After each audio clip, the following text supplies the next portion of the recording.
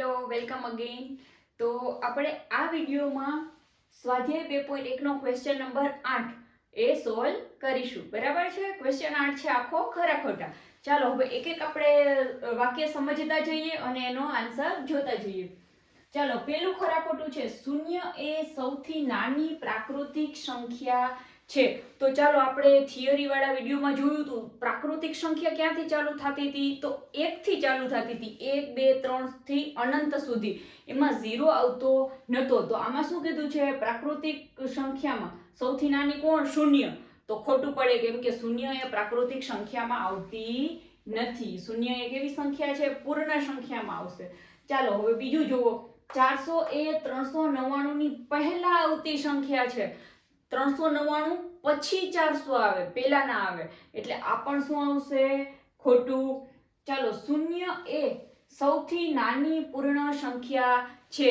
તો ચાલો પૂર્ણ સંખ્યાની શરૂઆત જ ક્યાંથી થાય? તો કે શૂન્યથી. 0 1 2 3 થી અનંત સુધી. તો શૂન્ય છે એ સૌથી નાની પૂર્ણ સંખ્યા છે. આ વિધાન સાચું છે. ચાલો 600 એ 599 પછી આવતી સંખ્યા છે. તો 599 પછી જ આવે 600, તો આ પણ છે રાઈટ. પછી દરેક પ્રાકૃતિક સંખ્યા એ પૂર્ણ સંખ્યા છે.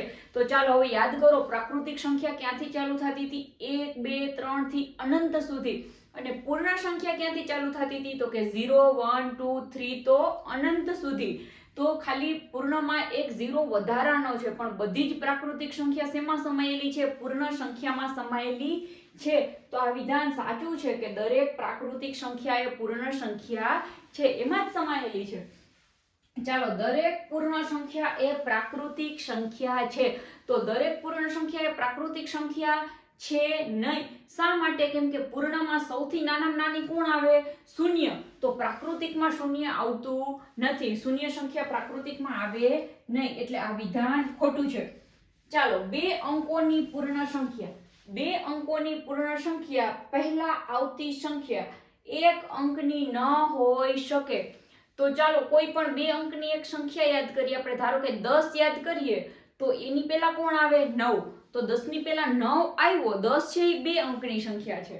કીધું ને કે 2 અંકની પૂર્ણ સંખ્યા પહેલા આવતી સંખ્યા 1 અંકની ન હોઈ શકે. તો 10 ની પહેલા 9 આવે છે અને એ 1 અંકની જ છે. તો આ વિધાન કેવું છે? ખોટું છે. બરાબર.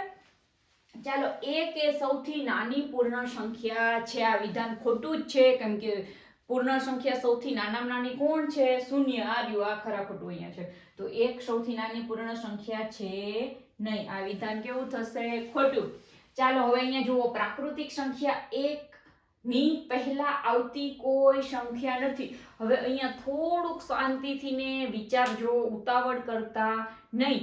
આ ખરા ખોટું જો શું કહેવા માંગે છે? પ્રાકૃતિક સંખ્યા 1 ની પહેલા આવતી કોઈ સંખ્યા નથી. એટલે કે જેટલી પણ પ્રાકૃતિક સંખ્યાઓ છે એમાં સૌથી પહેલા 1 જ આવે છે, એની પહેલા કાંઈ આવતું નથી. તમને મનમાં જો એમ ડાઉટ થતો હોય કે 1 ની અગાઉ તો 0 આવે, પણ શું 0 એ પ્રાકૃતિક સંખ્યામાં આવે? તો કે ના આવે. 0 એ તો પૂર્ણ સંખ્યામાં આવે. આપણને પર્ટિક્યુલર કોનું પૂછ્યું છે?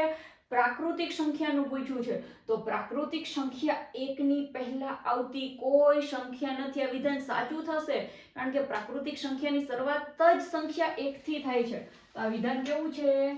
સાચું. ચાલો હવે આ ખરા ખોટું મગજમાં આવશે. પૂર્ણ સંખ્યા 1 પાસે તેની પહેલા આવતી કોઈ સંખ્યા નથી. હવે આમાં કોની વાત કરી? પૂર્ણ સંખ્યાની વાત કરી. તો કે પૂર્ણ સંખ્યા 1 પાસે એની પહેલા આવતી કોઈ સંખ્યા નથી. આ વિધાન ખોટું થશે. શું કામ? પૂર્ણ સંખ્યાની શરૂઆત ક્યાંથી થાય? શૂન્યથી. તો શૂન્ય છે એ 1 ની પહેલા આવશે. તો આ વિધાન કેવું છે? ખોટું. બરાબર. પૂર્ણ સંખ્યા 13 એ સંખ્યા 11 અને 12 ની વચ્ચે આવે છે.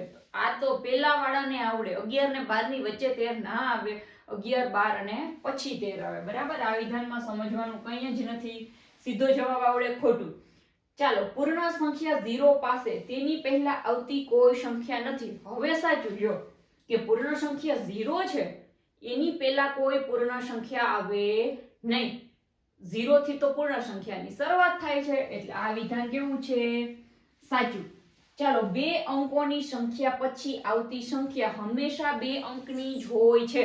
જરાક એવું વિચારો તો મગજમાં આવી જાય 2 અંકની મોટા મોટી સંખ્યા લઈ લો, કઈ છે 99, તો એના પછી જે સંખ્યા આવે છે 99 છે કે કેટલા અંકની છે 2 અંકની, 99 પછી કોણ આવે તો કે 100, તો 100 કેટલા અંકની છે 3 અંકની. તો આ લોકોએ શું કીધું છે કે 2 અંકોની સંખ્યા પછી આવતી સંખ્યા હંમેશા 2 અંકની જ હોય, 2 અંક પછી 3 અંકની સંખ્યા આવે નહીં, એવું કહેવા માંગે છે.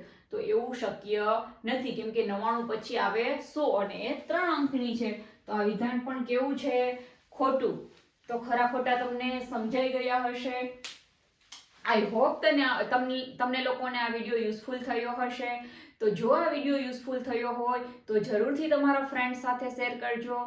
અને હા, હવે ચેપ્ટર 3 આપણે નેક્સ્ટ વિડીયોમાં સમજીશું. તો જો ચેપ્ટર 1 અને 2 તમને યુઝફુલ થયા હોય તો ચેપ્ટર 3 જરૂરથી કન્ટિન્યુ કરજો. Thank you.